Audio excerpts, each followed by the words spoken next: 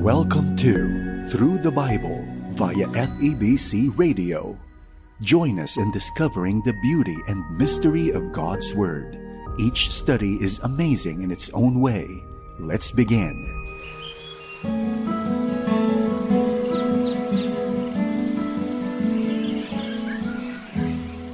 Ang sabi ng iba, ang salitang biyenan raw ay isa sa problema sa mundo. Ang ganitong pananaw ay tila lumaganap na sa ating kultura at anupat ang mga biyenan ay nagkaroon na ng masamang imahen. Subalit ang salitang biyenan para kay Ruth ay hindi nakatatakot na salita. At bakit? Sapagkat ang kanyang biyenan ay nagpakita ng mabuting halimbawa. Iyan ang ating matatagpuan sa unang kabanata ng Ruth, una hanggang 9 na talata. Dito lamang po sa ating programang Ang Paglalakbay. Isang mapagpalang araw ang sumainyo mga kaibigan at mga tagapakinig ng atin pong palatuntunan.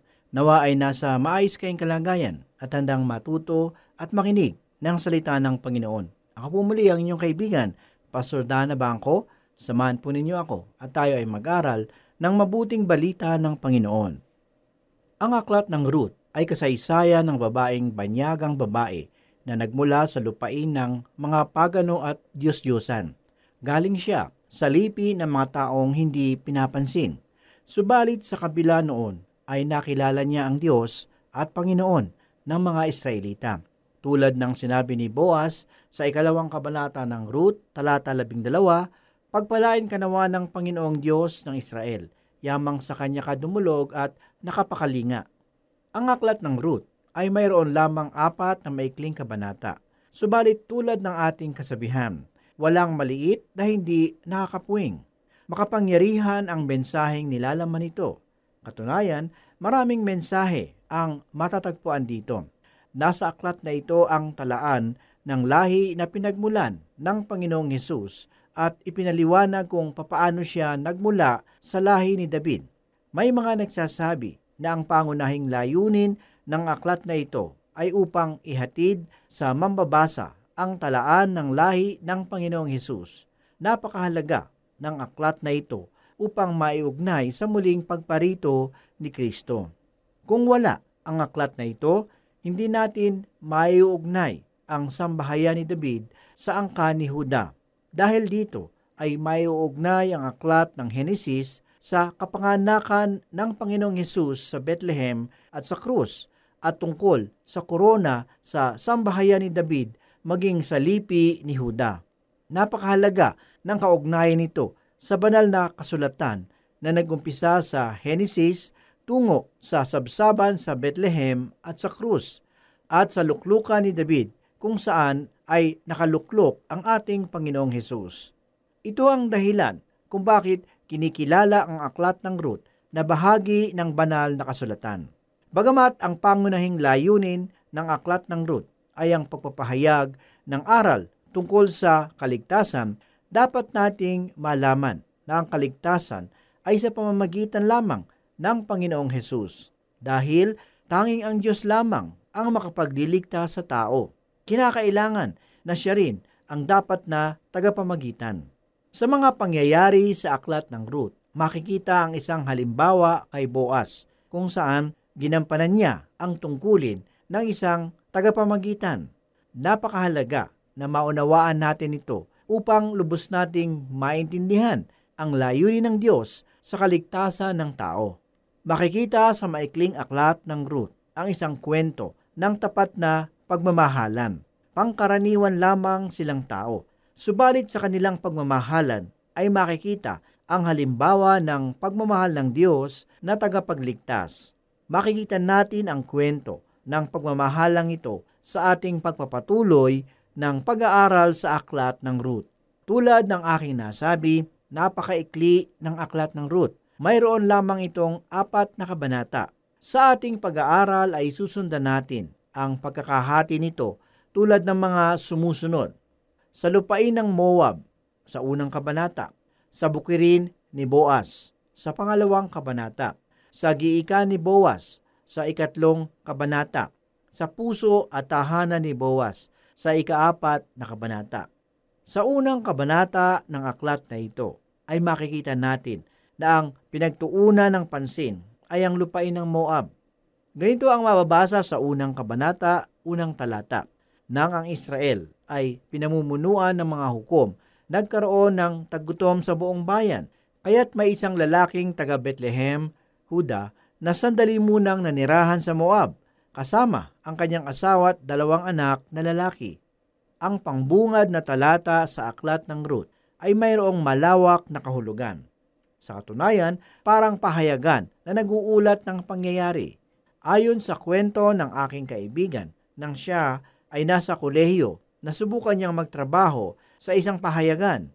Bilang mamamahayag na nag-uumpisa pa lamang, sumasama siya sa mga bihasa. Nakasalamuha rin niya ang editor na ayon sa kanya ay mabait namang tao. Sa katunayan, ginagawa ng editor na iyon ang lahat upang siya ay matulungan. Dahil doon ay sinubukan niyang sumulat ng isang kwento tungkol sa isang pangyayari. Binasa ng editor, subalit hindi niya inilathala. Sinabi niya na may 2 bagay na mahalaga na dapat makita sa unang pangungusap ng anumang balita. Ito ay ang oras ng naganap na pangyayari. Katunayan, sabi daw ng editor, gawin mo ang lahat mong makakaya upang ang unang pangungusap ay maging katanggap-tanggap. Marahil ay dapat din nating pansinin sa susunod na magbabasa tayo ng dyaryo. Pansinin kung gaano kayaman ang impormasyon na nakapaloob sa unang pangungusap. Kung minsan, makikita sa unang pangungusap ang nilalaman ng buong pangyayari. Makikita dito ang mga pangyayari, kung saan at kailan ito nangyari. Sa kabuuan, makikita doon kung papaano ito naganap. Ang unang pangungusap sa aklat ng Ruth ay matatagpuan sa unang talata, unang kabanata ay mapapansin natin kung gaano kahusay magulat ang banal na espiritu. Sa unang talata ay mababasa natin na ibinibigay niya ang oras o panahon at ang lugar ng mga pangyayari. Ang oras o panahon na ang mga hukom ang namamahala sa Israel. Ito ang pinakamadilim na pangyayari sa kasaysayan ng bansa. Kung inyong maaalala, ang mga Israelita ay naging alipin sa Ehipto. Sila ay iniligtas ng Diyos sa pamamagitan ng dugo at kapangyarihan at sila'y namalagi sa ilang. Pagkatapos ay dinala sila ng Diyos sa lupang pangako. Doon ay makikita natin ang dakilang pangako ng Diyos. Sa ganitong pangyayari ay hindi nila napaglingkuran ang Diyos, naging matigas ang kanilang ulo. Makikita rin dito kung papaano naglingkod ang mga tao sa totoo at buhay na Diyos. Subalit pagkatapos noon ay naglingkod sila sa mga Diyos-Diyusan. Makikita rin dito kung papaano sila humingi ng tulong sa Diyos sa panahon na sila ay inaalipin at kung papaano nagluklok ng hukom ang Diyos upang sila ay iligtas. Sumasang-ayon ako sa mga nagsasabi na sa panahong ito kailangan ng ating bansa ang pagbabago, kung hindi ay magkakaroon ng revolusyon. Subalit tiyak kong sasabihin na kung nais nating makakita ng pagbabago, idalangin natin na pag-alabi ng Diyos ang mga iglesia at dahil doon ay makikita natin ang malaking pagbabago sa ating bansa. Ang ganitong pangyayari ay nagbigay ng malaking pagbabago sa buhay ng mga mananampalataya sa mga nakalipas na panahon. Ganito rin ang nangyari sa bansang Israel. Nang sila ay lumayo sa Diyos, dumating ang kaparusahan. Hinayaan niya sila na maging alipin o di kaya ay nilupig ng kanilang mga kalaban. At sa kanilang paghihirap, tumawag sila sa Diyos. At ang Diyos ay labis na mahabagin. Nagluklok siya ng mga hukom upang ipagtanggol sila at mapalaya. Ang aklat ng Ruth ay mga pangyayari noong panahon ng mga hukom. Ang panahon ng taong tulad ni Samson ang kinikilala. Kung mayroong mga pangyayari sa ating bansa ngayon na nagbigay ng hindi magandang imahe, balikan natin ang mga pangyayari noong panahon ni Samson. Ang pagbaksak niya dahil kay Delilah. Ito ang panahon ng pakikiayon sa maling pananampalataya, pagkalito at pangungurakot. Ang aklat ng Ruth ay tulad ng isang liwanag sa gitna ng kadiliman. Tulad marahil ng mga mamamahayag, ganito kung sumulat ang Diyos. Sumusulat siya ng kwento ng kaligtasan para sa madilim na larawan ng ating kasalanan. Ang kwento ni Ruth ay mistulang liwanag sa madilim na panahon ng mga hukom. Ayon sa unang talata, ang pangyayari ay naganap sa lupain ng Bethlehem, Huda. Sa mga mananampalataya, ang Bethlehem, Huda ay may mahalagang kahulugan. Ang Panginoong Hesus ay hindi ipinanganak sa Bethlehem kung ang unang kaganapan sa aklat ng Ruth ay hindi nangyari sa Bethlehem. Sa ating pag-awit ng O Munting Bayan ng Bethlehem, alalahanin natin na ang kwento ng Pasko ay nagsimula sa mga pangyayari sa munting aklat ng Ruth. Ito ang mga pangyayari na dapat nating suriin sa ating pag-aaral sa aklat na ito. Ang kahulugan ng Bethlehem sa Biblia ay bahay ng tinapay, at ang kahulugan ng Huda ay papuri. Ipinapakita nito sa atin na ang Bethlehem, Huda ay isang lugar na napakagandang tirhan. Ito ang bahay ng tinapay at pagpupuri. Dito nagumpisa at natapos ang kwento sa aklat ng Ruth. Dito ipinanganak ang ating Panginoong Hesus. Kaya't may isang lalaking taga Bethlehem, Huda na sandali munang nanirahan sa Moab. Kasama ang kanyang asawa at 2 anak na lalaki. Nakatira siya sa bahay ng tinapay at pagpupuri.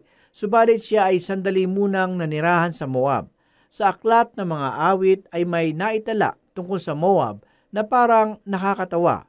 Mababasa ito sa Kabanata 108 talatang 9. Ganito ang sinasabi, ang Moab ay isang lugar na gagawin kong hugasan.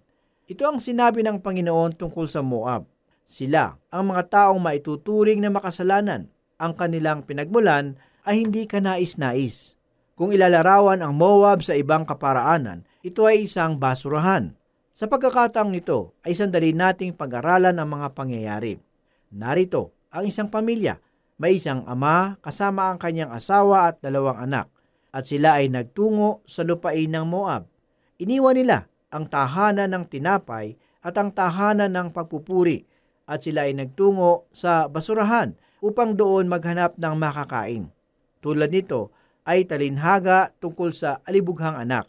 Iniwan niya ang bahay ng ama kung saan makikita ang kasaganaan at nagtungo siya sa ibang lungsod. Doon siya naghirap at nagutom hanggang sa kumain siya ng pagkain ng mga baboy. Sa aking palagay ay hindi lamang gawa-gawa ang mga kwentong ito. Ako ay naniniwala na ang Panginoong Hesus ay gumagamit ng kwento o ng talinhaga. Ito ay batay sa mga tunay na pangyayari. Marahil, ng panahong iyon ay may mga anak na maihahambing sa talinghagang ito.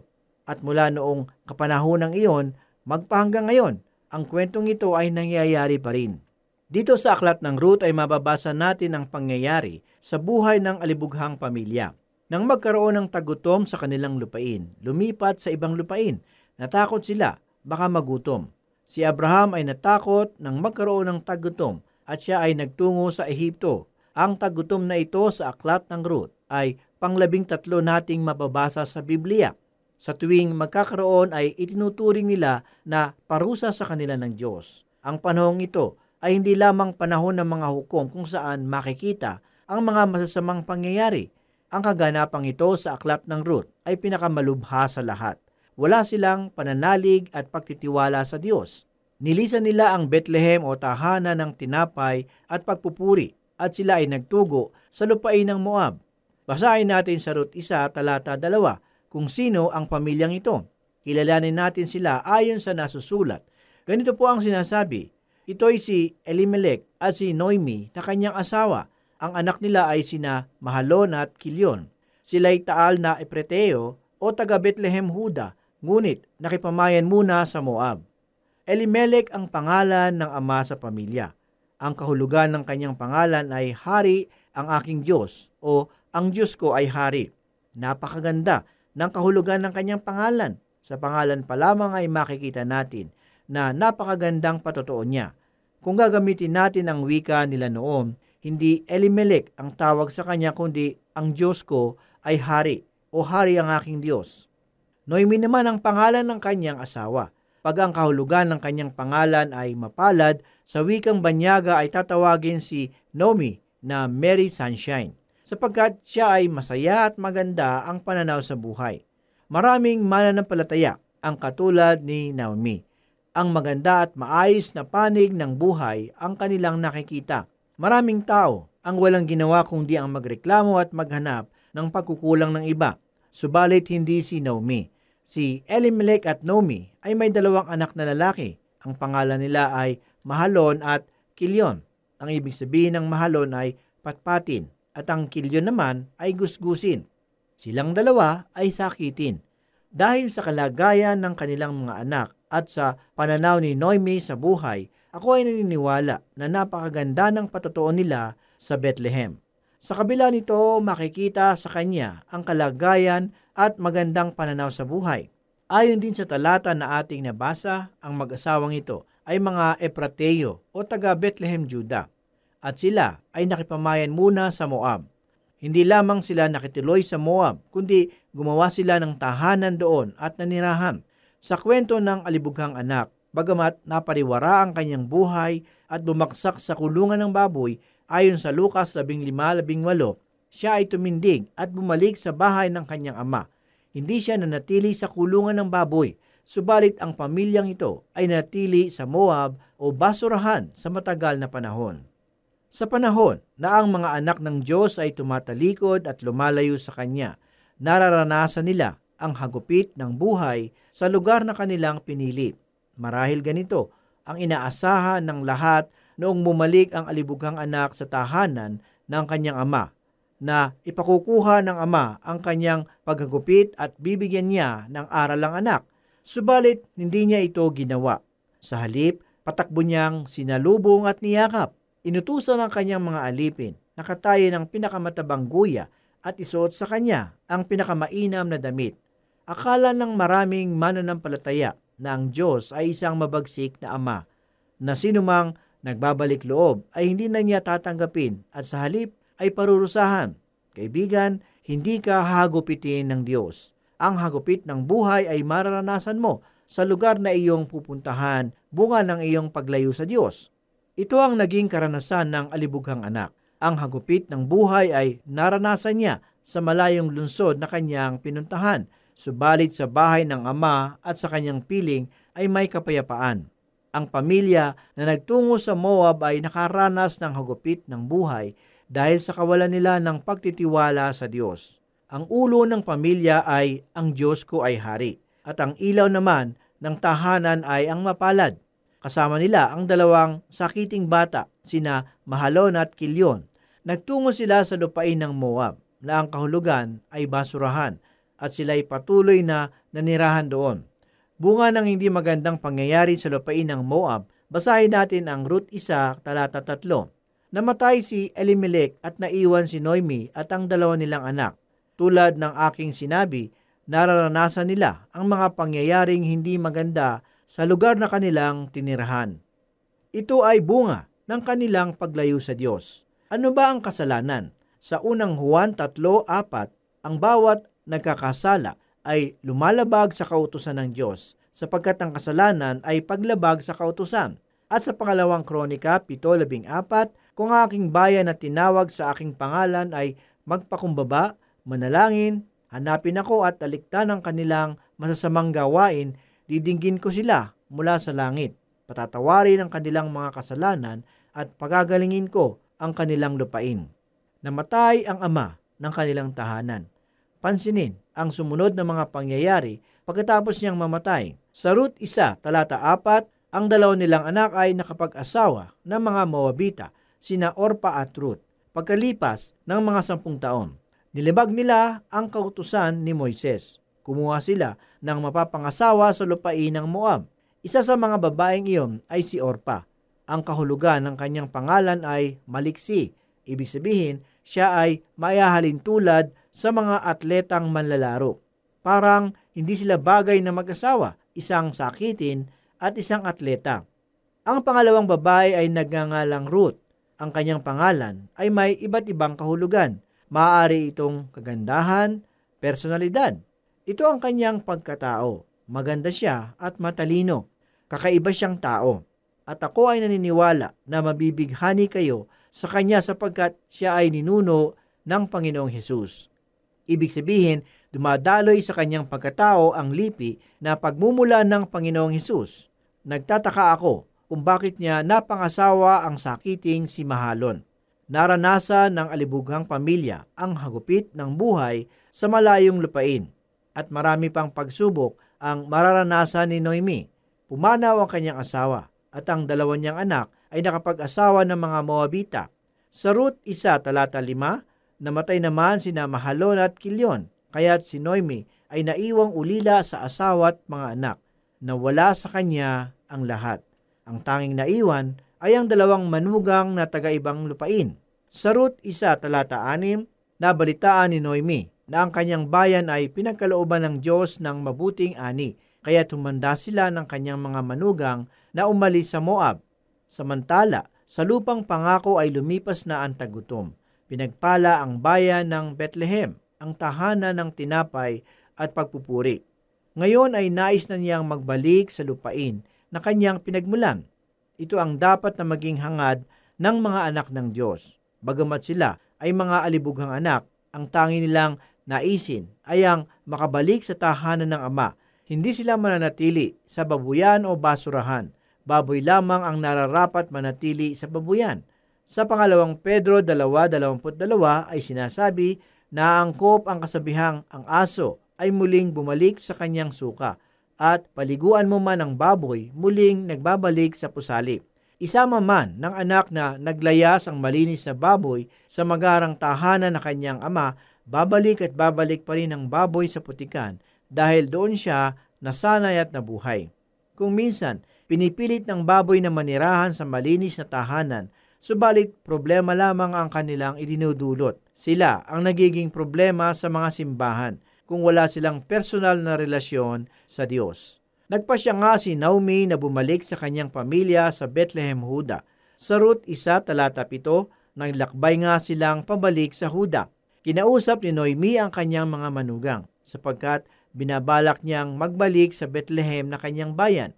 Noong panahong iyon, ang mga Moabita at mga Israelita ay hindi mabuti ang pakikipag-ugnayan sa isa't isa. Noong panahong iyon, ang mga Moabita at mga Israelita ay hindi mabuti ang pakikipag-ugnayan sa isa't isa. Hindi mabuti ang pakikitungo ng mga Israelita sa mga Moabita. Tulad din noong panahon ng Panginoong Hesus, hindi rin naging mabuti ang pakikitungo nila sa mga taga-Samaria. Sinabi sa kanila ni Naomi na makabubuti sa kanila kung magbalik na sa kanilang tahanan sapagkat sila ay mga Moabita. Marahil, pwede pa silang makapag-asawa sapagkat mga bata pa sila. Isa pang dahilan ay nangangamba si Naomi na baka sila magutom sa Bethlehem sapagkat nawala na niyang lahat ang kanyang ari-arian. Sa Ruth 1:3, ganito po ang sinabi, "Ngunit sa daay kinausap niya ang mga ito, magbalik na kayo sa dati ninyong tahanan at pumisan sa inyong mga magulang, kung paano kayo naging mabuti sa mga yumao at sa akin. Sana'y maging mabuti rin sa inyo si Yahweh." Sa daan, samantalang naglalakad sila patungong Bethlehem, sinabi ni Noemi sa kanyang mga manugang na mas makabubuti para sa kanila kung umuwi na sila sa kanilang mga magulang at mga mahal sa buhay, tulad niya na nananabik sa kanyang mga anak na yumao. Sinabi ni Naomi sa talata 9, "Itulot nawa ni Yahweh na kayo'y makapag-asawang muli at magkaroon ng panibagong tahanan." At sila'y hinagkan ni Naomi bilang pamamaalam, ngunit napaiyak ang mga manugang. Kaibigan, kumusta ang iyong buhay sa oras na ito? Ano ang mga pagsubok na iyong nararanasan? Ikaw ba ay kusang lumayo sa Diyos? Bakit hindi ka bumalik sa Kanya?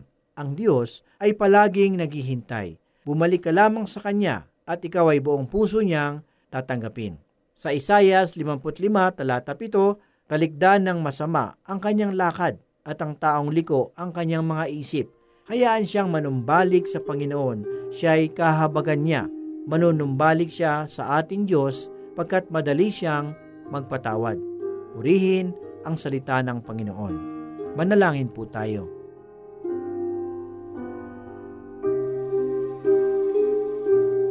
Muli kami po ay nagpapasalamat, Panginoon, at nagpupuri sa iyong banal na aklat.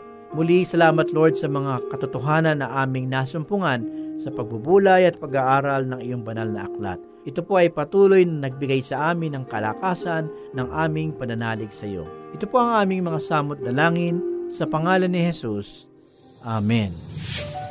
For more teaching from God's whole Word, you can listen through this station, FEBC Radio. For questions, comments, Bible requests, or learning resources, email us at dzasinfo@febc.ph. This is Through the Bible. See you again for more learning on the next episode.